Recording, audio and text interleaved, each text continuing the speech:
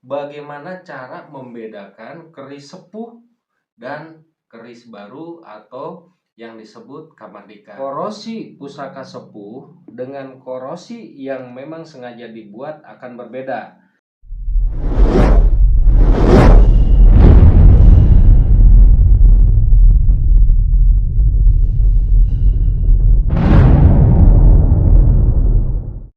Assalamualaikum warahmatullahi wabarakatuh. Sampurasun Rahayu untuk seluruh penonton, mobil khususnya subscriber di channel Denmas Pamor. Tentunya yang baru mampir, ini video kita ini ranahnya untuk edukasi ya Bang ya. Edukasi tentang berbagai macam peninggalan benda-benda budaya, baik itu berupa pusaka ataupun media-media lain seperti mustika ya yang kita angkat. Nah, di episode kali ini tentunya penasaran nih penonton. Kita akan membahas di sini sharing. Kita saling tukar pemahaman bagaimana cara membedakan keris sepuh dan keris baru atau yang disebut kamardika. Namun sebelum jauh nih kita membahas, tentunya di dalam mengedukasi peninggalan leluhur ada dengan tata cara kita melalui sharing ya Bang, atau melalui pemaharan. Pemaharan yaitu kan pasti penonton ini penasaran, ada juga yang belum memiliki pusaka, ketika pemahamannya mengenai budaya sudah masuk gitu kan ya. Oh ternyata budaya kita itu luar biasa loh. Di ranah internasional sendiri itu luar biasa dihargai. Nah setelah paham pasti pengen memiliki. Merawat bagaimana? Nah kita dengan cara pemaharan ini supaya para penonton yang belum memiliki pusaka bisa memiliki. Bagaimana caranya? Ketik aja di Google Denmas Pamor, nanti di situ ada yang dari salah satu aplikasi online itu akan timbul itu, baik Topet ya, nggak usah disebut ya, saya cuma nyebut Topet doang Bang. Gitu, atau di line video ini ada kontak telepon. Nah kalau bisa telepon aja, masalah jadi atau tidak kita tidak permasalahkan. Kenapa? Karena pusaka yang sesungguhnya itu memilih dan menentukan jodohnya gitu. Dan di sini juga kalau buat yang mau nih kaos ya, kaos ini kaos paguyuban untuk budaya seni pusaka. Nah ini saya mau ke belakang dulu nih. Ini boleh di zoom. Nah ini silahkan. Aduh, kencengan dikit enak nih kayak diurut. Nah oke. Langsung to the point aja. Tapi yang jelas kita menyarankan yang recommended ya. Iya betul. Pusakanya. Nah sekarang di depan kita ini udah ada beberapa contoh pusaka dari mulai kamardikan atau baru dan sepuh. Bagaimana cara membedakannya? Tentunya ini tidak mudah, tapi kita harus mau belajar. Terus Bang, saya tetap sulit, gimana caranya? Ya tentunya Anda bisa memahari melalui orang-orang yang sudah direkomendasikan. Itu. Oke langsung. Ini ada beberapa contoh keris kamardikan. Nah ini yang disebut kamardikan garap kasar atau koden. Orang sebut koden ya. Nah ini kamardikan tapi prosesan, diproses lagi biar menyerupai sepuh. Nanti kita akan terangkan bagaimana ciri-cirinya. Ini keris baru Bang, keris baru, tempat baru semua, cuman dia di istilahnya tuh melalui proses agar terlihat sepuh. Intinya seperti itu. Nah ini keris sepuh. Keris sepuh original sepuh itu ya. Nah satu lagi yang ini rangkanya copot nih, nggak apa-apa.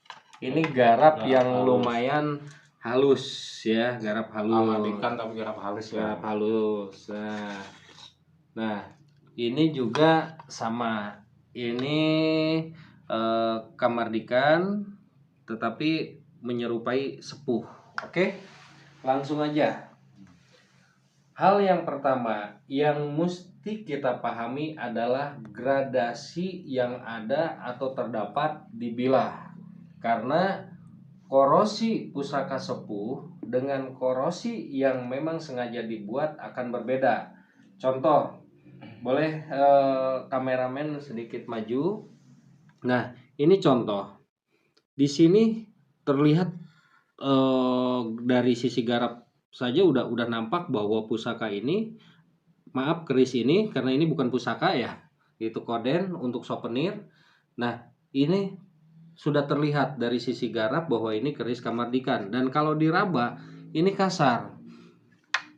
Tentunya mungkin ada pertanyaan, apakah semua pusaka yang ketika diraba kasar adalah pusaka baru? Tidak, gitu. Nanti akan saya jelaskan di fase atau tahap berikutnya. Nah, kalau ini yang kedua, ini keris baru yang sudah diproses menyerupai sepuh. Tapi kalau kita jeli sebetulnya di sini pamornya itu ini pamor nikel. Hanya bukan meteor.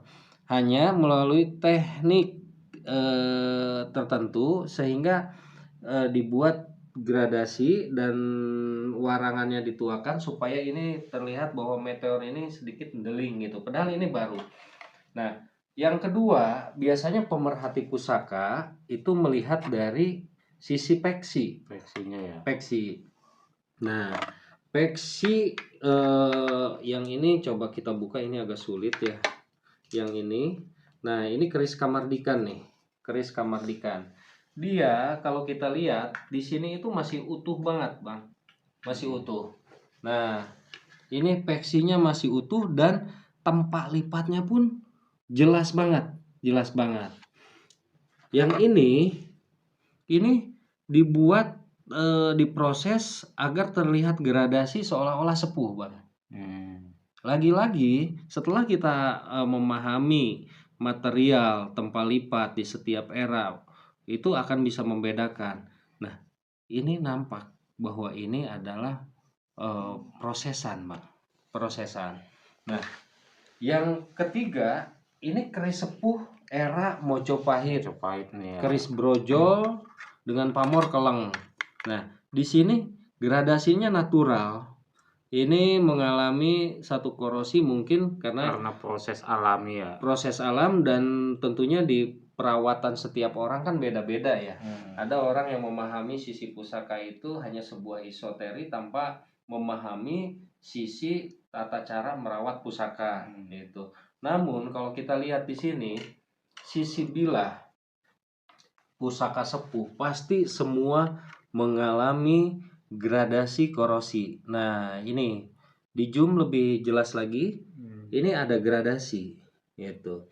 Terus nanti ada lagi teknik ya, dimana sering orang bilang, oh ini pusaka temuan gitu. Dia nampak korosinya yang luar biasa. Itu gampang. Mau ini sedikit saya bocorkan, pakai garam kasar, tanah diaduk, taruh di dalam, Bang. Itu waktu tertentu diangkat, itu seperti era kabudan. Era kabudan. Nah, di sini kita mesti step by step memahami gradasi yang ada pada bilah pusaka.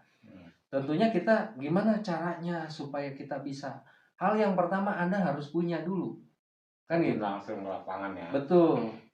Langsung praktek membedakan. Nah, kalau ini jelas tanpa suatu proses teknik untuk agar terlihat sepuh gitu ya. Ini masih natural. Ini baru. Keris baru tuh. Garapnya ya, halus ya. Ini halus, dan kita lihat kita nggak usah pakai loop. Sebetulnya saya ada ya loop, cuman di ruangan sana. Biasanya saya sendiri untuk menelaah bilah dulu ketika ngobrol dengan para senior Tosan Aji di Nusantara gitu. bahkan salah satu senior sudah ada yang wafat. Saya dulu waktu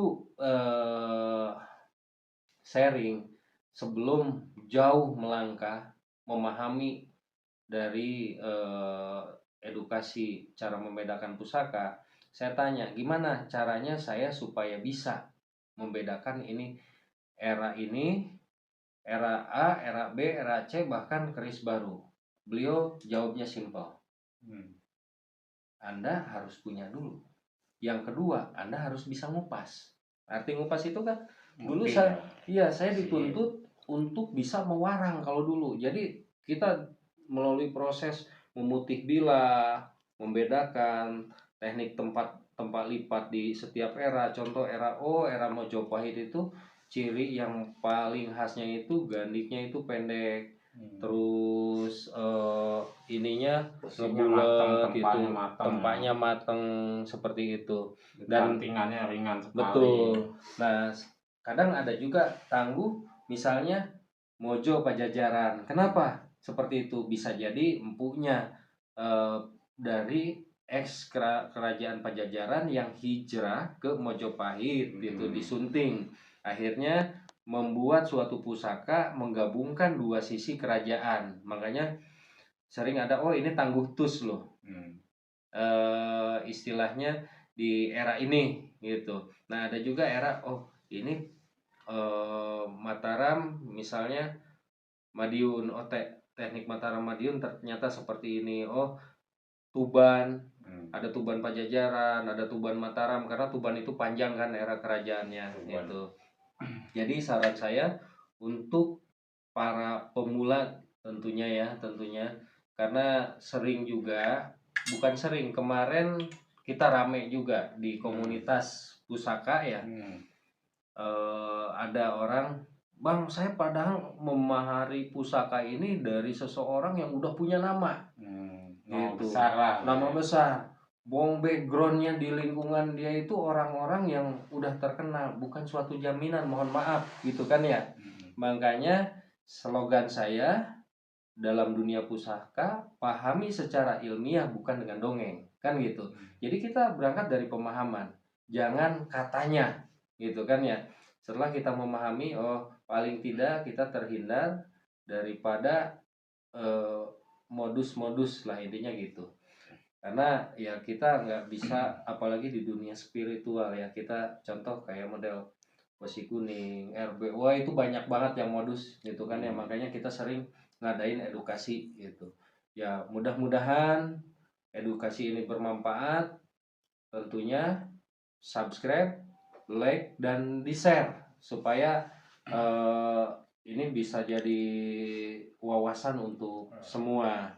Nah, intinya kita bukan menggurui ya, kita bukan sharing lah gitu. Terkadang kita juga sering temuin seperti ini, Bang. Nah, di keris-keris baru ya, ini kita baca dari garapnya, kok ini garapnya ke era Anu, terus kita lihat bagian bawahnya, kok ini ke Pajajaran, lihat lagi yang lainnya bisa 4 era, oh udah fix ini pusaka baru, kan gitu. Nah, setelah kita kupas ternyata benar gitu. Terkadang ya banyak yang mungkin menggabungkan ya, menyunting dari setiap era. Dalam satu keris bisa ada ciri 4 era. Istilahnya kalau mohon maaf, bahasa bercandaan kita itu keris bancian, ke kanan, ke kiri, ke atas, ke bawah, enggak gitu kan gitu. Semua ada di situ. Kenapa? Karena setiap era itu punya ciri garap tertentu, Bang. Gitu. Oke. Sekian, nanti ada part selanjutnya gitu kan ya, untuk kita sharing di ranah budaya peninggalan para leluhur ini. Mudah-mudahan bermanfaat. Mohon maaf apabila ada salah-salah kata. Wabillahi taufik wal hidayah. Wassalamualaikum warahmatullahi wabarakatuh.